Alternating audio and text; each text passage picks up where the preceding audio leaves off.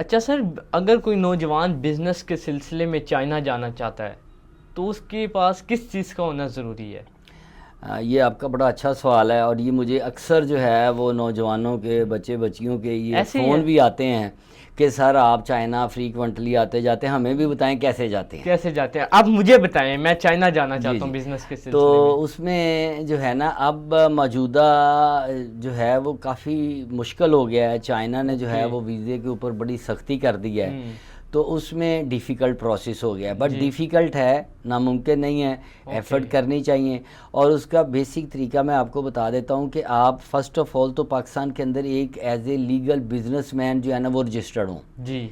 आपकी कंपनी होनी चाहिए, आपका ओके। एनटीएन होना चाहिए, आपका जो है वो एसटीएन होना चाहिए, आपका वी बॉक्स होना चाहिए, ओके। आपकी Lahore chamber of commerce and industry की मेंबरशिप होनी चाहिए।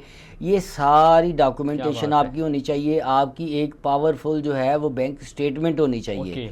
ठीक है। ये सारे डॉक्यूमेंट्स अगर आपके पास अवेलेबल हैं तो फिर आप अपने चाइनीज़ सप्लायर से रब्ता करते हैं कि मैं विज़िट करना वी चैट चाहता के हूँ। थ्रू। वही चैट पे भी आप कर सकते हैं, आप जो है मेल के ज़रिए भी कर सकते हैं। ओके। जो आपके वहाँ पे सप्लायर मौजूद हैं जिनसे जी। आपका ऑनलाइन रब्ता हुआ, राब्ता हुआ। अलीबाबा से हुआ, ठीक है। वी चैट पे हुआ, या जैसे भी हुआ, जी जी। आप उन्हें कहते हैं कि जी मैं आपकी फैक्ट्री विज़िट करना चाहता हूँ फिज़िकली, ताकि मुझे जो है ना वो मेरा ट्रस्ट जो है वो भी बेटर हो और बेटर मुझे हो। क्वालिटी का और सिस्टम का पता पता चले। चल जाए। तो उसमें नॉर्मली वैसे करती चाइनीज़ कंपनियां यही हैं कि अपने लेटर हेड पे एक ना वो बना के इनविटेशन लेटर दे देते हैं, जी। जिसका कोई फ़ायदा नहीं होता।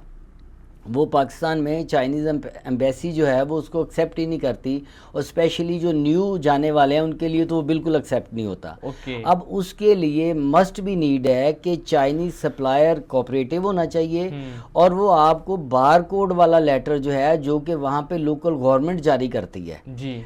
वो चाइनीज़ सप्लायर जो है वो अपने गवर्नमेंट को अप्लाई करता है कि वासिफ जो है मेरा कस्टमर है, जी। मेरे पास ये डिटेल मौजूद है, वही चैट पे मेरी कन्वर्सेशन हुई है, इसने मुझे जो है इस वाई से जो है ना वो ओके। पेमेंट भेजी है, ही इज़ माई कस्टमर, सो मैं चाहता हूँ कि ये मुझे विज़िट करे, तो आप मुझे जो है ना वो अथॉरिटी लेटर दे दें।